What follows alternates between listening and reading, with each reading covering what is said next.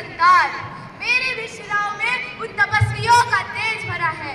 आज अपना परिचय इसलिए दिया है क्योंकि प्रणाम कर कर परिचय देना हम भारतवासियों की परंपरा है। भारत, मैं उस भारत से आती हूँ जहाँ होठों पर गंगा और हाथों में तिरंगा है। वो भारत जो कभी सत्यम शिवम सुंदरम तो कभी वंदे मातरम और कभी पंजाब सिंध गुजरात मराठा द्रविड़ उत्कल बंगा है।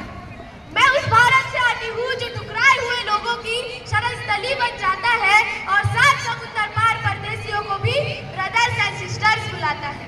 मेरा भारत वो नीलकंठ है जो खुद विष पीकर विश्व को अमृत दान देता है। मैं गौतम के भारत से आती हूँ जहाँ जनहित के लिए एक राजपुत्र सन्यासी हो जाता है।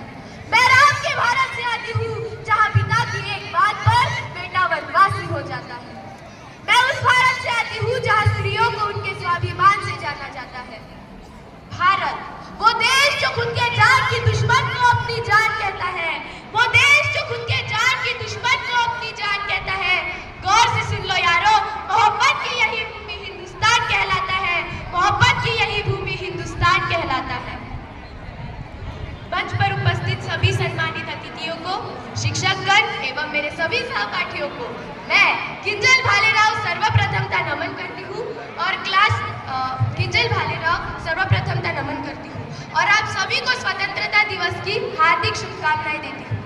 आज के इस शुभ अवसर पर चंद लाइनें प्रस्तुत करना चाहूंगी। निवेदन है कि गलतियों पर ध्यान न दें। जो कुर्बानी की राहों में पाँव भरता है, जो कुर्बानी की राहों में पाँव भरता है, नई सुबह में जिसका लहू शुभ्र रंग धरता है, सिर्फ जमीन ही नहीं सुलाती गोद में उसको, खुदा आसमान भी झुककर सलाम करता है। खुदा आसमान भी झुककर सलाम करता है। हमारे देश की आजादी के लिए कई वर्षों तक संघर्ष करने के बाद 15 अगस्त 1947 को हमारा देश आजाद हुआ और एक नई सोच के साथ चलने का प्रण किया। हर वर्ष हम स्वतंत्रता दिवस पर महात्मा गांधी, भगत सिंह जैसे कई अनगिनत आजादी के दीवानों को याद करते हैं जिन्होंने हमें अंग्रेजों के दास्ता से मुक्त कराने के लिए अपना सर्वस्व न्यौछावर कर दिया।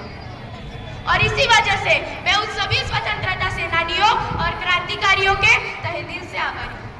ये तो हम सभी जानते हैं कि 15 अगस्त को हमारा देश आजाद हुआ, परंतु क्या आजादी तक का सफर इतना आसान था? नहीं। अरे उस वक्त शायद ही ऐसा कोई देश होगा जिसका जन्म भारत जैसी कठिन परिस्थितियों से जाकर हुआ होगा। चूमे थे वीरों ने फांसी के फंदे, यूं ही नहीं मिली आजादी खैरात में। 200 से 250 साल गुलामी की बेड़ियों में जकड़ा हुआ हमारा देश एक दिन 15 अगस्त को आजाद हो गया। कितना अनमोल होगा वो पल जब स्वतंत्र भारत के पहले प्रधानमंत्री माननीय श्री पंडित जवाहरलाल नेहरू जी ने लाल किले पर यूनियन जैक उतारकर तिरंगा फहराया। और इसी वजह से आन बान शान का निशान है तिरंगा। आन बान शान का निशान है तिरंगा। आजादी की खुशी का पैगाम है तिरंगा। आजादी की खुशी का पैगाम है तिरंगा। भारत का सम्मान है तिरंगा। मेरे यारों, तिरंगे के बारे में मैं क्या ही कहूँ। एक भारतीय की पहचान है तिरंगा। एक भारतीय की पहचान है तिरंगा। यहाँ मौजूद बहुत ही चंद लोग जानते होंगे कि उस वक्त संविधान सभा में स्वतंत्र भारत के पहले प्रधानमंत्री माननीय श्री पंडित जवाहरलाल नेहरू जी ने एक भाषण दिया था जो आज के तौर पर एक ऐतिहासिक भाषण बन चुका है, ट्रिस्ट विद डेस्टिनी, जिसमें उन्होंने कहा था कि at the stroke of midnight hour the whole world is stop but India is awake to live a new life and freedom.